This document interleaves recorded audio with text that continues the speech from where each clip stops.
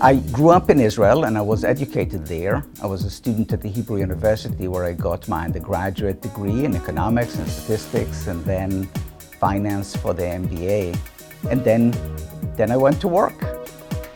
And then, a few months into it, I realized that I've learned pretty much all I was going to learn at that place, and it just got to be boring. One day, I just got up and came to Columbia University to study for my PhD, and that's it. Ever since, I've been a professor.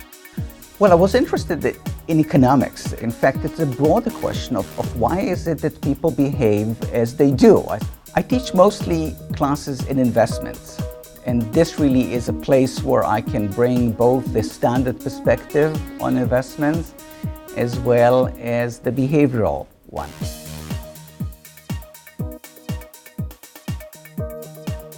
Silicon Valley is a wonderful laboratory.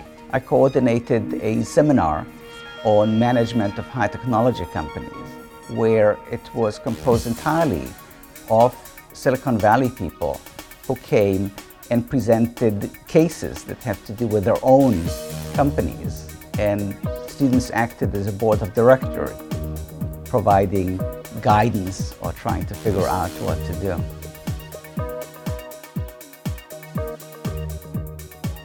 My scholarship is centered on behavioral finance, and so this is really a study of how people, investors, managers make financial decisions and how those decisions are reflected in financial markets. What does it do? Does it create bubbles, for example?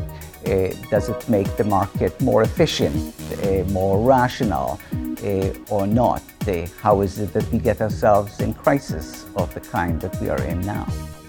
There is a new appreciation of the relationship between culture and behavior. We tended to think that people are people all over the world, and of course we are. If you have a country where levels of trust are high, such that people generally say, you can trust people, then people are more likely to invest in the stock market. Whereas if the answer is no, you cannot trust people, then people tend to shy away from stock markets.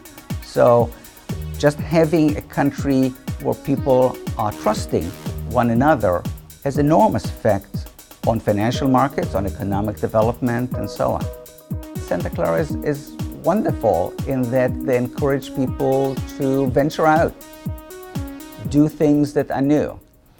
I'm fortunate in being able to bring it into the classroom at Santa Clara, to professionals outside, to the general public through newspapers and the like.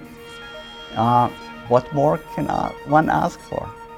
I think that Santa Clara is very special as a place for teachers and a place for students.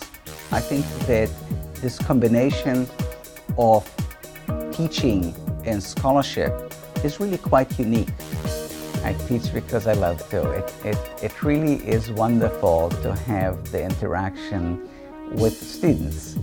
I want my students to know the facts, but more important, I want them to have a structure in their mind that would enable them to see where a problem actually arises and to think about ways to address it. An interaction where I learn at least as much as I teach.